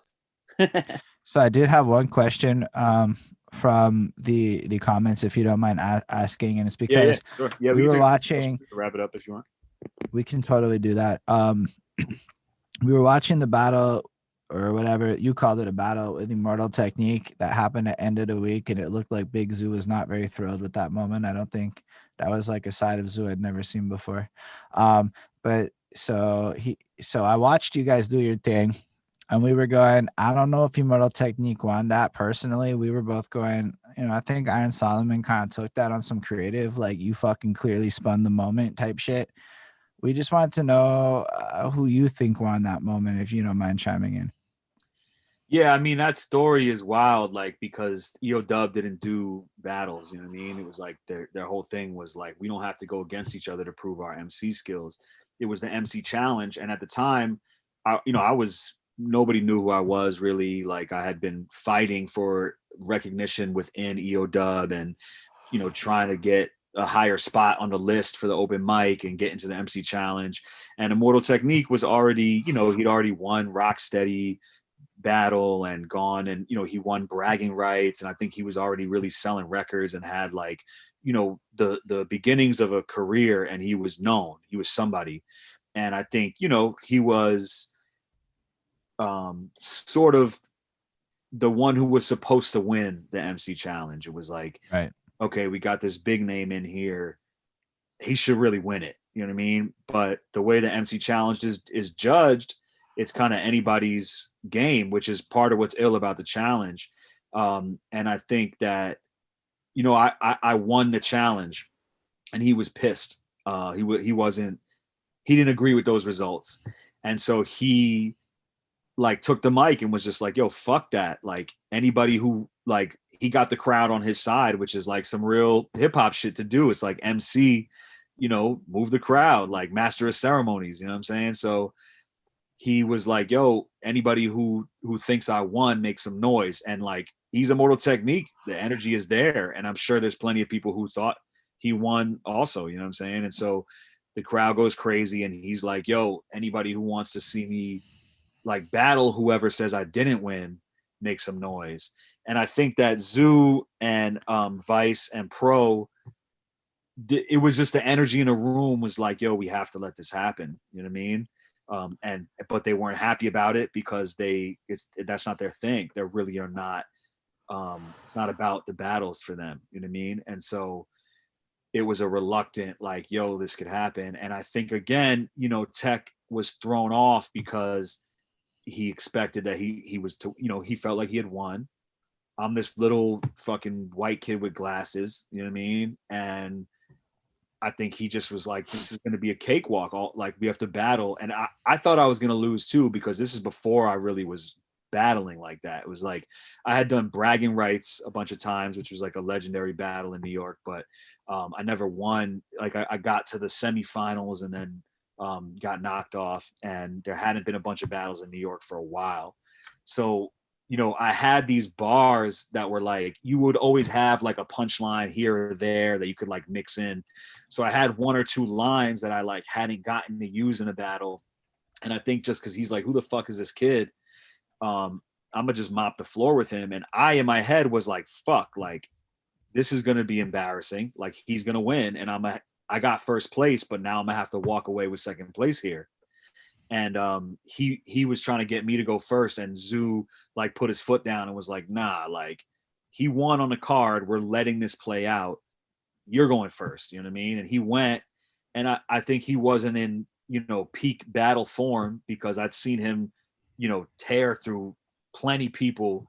And he just kind of, gave some bars and whatever, and it wasn't the best he could do.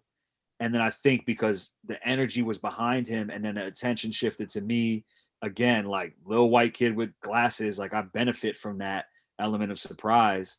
And so right away, when I like me just saying anything good, and then I had this line, only time you get 5 mics is in a gay orgy, which is like, 5 mics in the source. 5 mics in the source was like the rating system back in the day. Like the Source magazine was the hip hop Bible, and 5 mics was like a perfect album. So that was like a bar that I had that I was like, yo, like I never got to use this in a battle. And so everyone went crazy, and then the energy shifted and it was behind me. You know what I mean? So that was kind of one of my introduction almost into the battle scene in a way, even though I had been around and been involved before. And again, shout to FYL, Fuck Your Life, because back in the day, Nems won bragging rights. I remember George Burns being in a bragging rights with the fucking football jersey and the bandana before we were friends, because this is like high school, 16, 17, 18 years old. I walked away with the win. But shout to Technique, man. I mean, he's a fucking legend, and he's, I think, in terms of underground independent hip hop, is like, one of the biggest like model success stories. And it was, it's an ill moment, and it was a crazy situation that it panned out that way. And it was, it was just dope to be in a challenge with him at that time too. You know what I mean? And just to add a little bit to the idea of ownership, to tie it up, you can find that shit Iron Solomon's YouTube channel. Yes, sir. Follow, subscribe, and do that, because here's the thing: it's very important to capture your history. Immortal Technique is a legend. You know how you know he's a legend? There's not a hardcore. There's a lot of stands in underground fan bases, hardcore stands that won't let anybody else be considered good. Immortal Technique gets the pass in all of those communities. If Immortal Technique works with their guy, he gets elevated every time. There's very few people with that level of respect in the game, in the underground, that I've seen outside. I'm talking about like the internets. Immortal Technique is like fucking, like, I almost feel like the longer he waits to release his album, the more it's going to go 10 times platinum when it drops. And he's being the biggest tactician in the world because he knows that if he drops it whenever he does, it will maybe possibly break a certain other guy's records that holds all the records because he's playing it like a G. I'm just throwing it out there. It might not be true. I know your time is precious and you got to go, so I'm going to wrap up now. Thank you so fucking much for coming through. This has been another great conversation. It went in so many directions I wasn't expecting, but I think that's the best part. Now that we had that first one, we can just talk and, you know, and hopefully you want to come back again in the future because I would love to still, because I feel like we're not even into the next decade yet, right? There's that much more of your story left to capture. But even with that, man, you spoke so many truths and your story brings so much inspiration that the more we can talk, the more we can educate people on different things. And I think that makes it a blessing for me. I become wiser. Everyone watching becomes wiser.